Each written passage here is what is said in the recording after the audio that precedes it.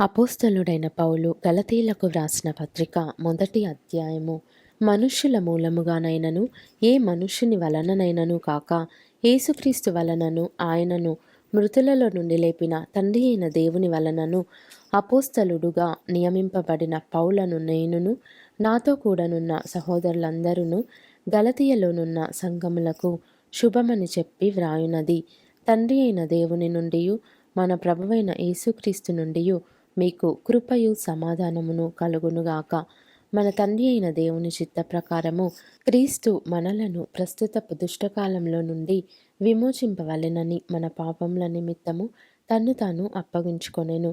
దేవునికి యుగయుగములకు మహిమ కలుగునుగాక. ఆమెన్. క్రీస్తు కృపను బట్టి మిమ్మను పిలిచిన వానిని విరిచి భిన్నమైన సువార్త తట్టుకు మీరింత త్వరగా తిరిగిపోవుట చూడగా నాకు ఆశ్చర్యమగుచున్నది. అది మరి ఒక సువార్త కాదు గాని క్రీస్తు సువార్తను చెరుపగోరి మిమ్మును కలవరపరచువారు కొందరున్నారు.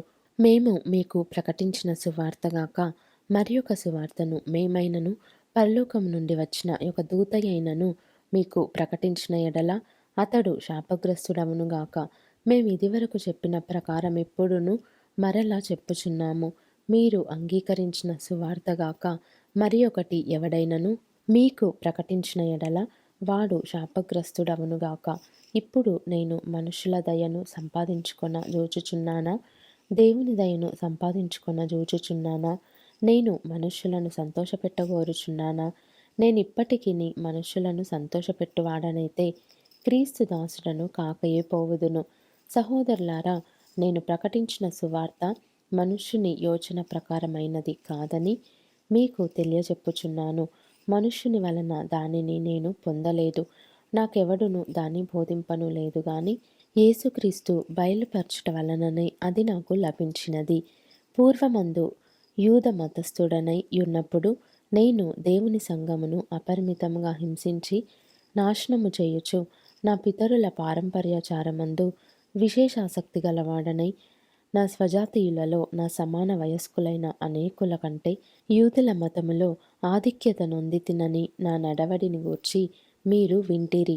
అయినను తల్లి గర్భమునందు పడినది మొదలుకొని నన్ను ప్రత్యేకపరచి తన కృపచేత నన్ను పిలిచిన దేవుడు నేను అన్యజనులలో తన కుమారుని ప్రకటింపవలెనని ఆయనను నాయందు బయలుపరప ననుగ్రహించినప్పుడు మనుష్య మాతృలతో నేను సంప్రదింపలేదు.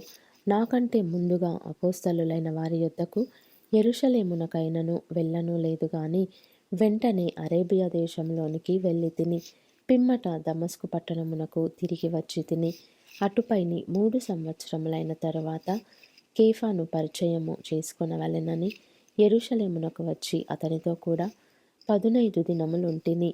అతనిని తప్ప అపోస్తులలో మరి ఎవనిని నేను చూడలేదు గాని ప్రభువు యొక్క సహోదరుడైన యాకోబును మాత్రము చూచితిని.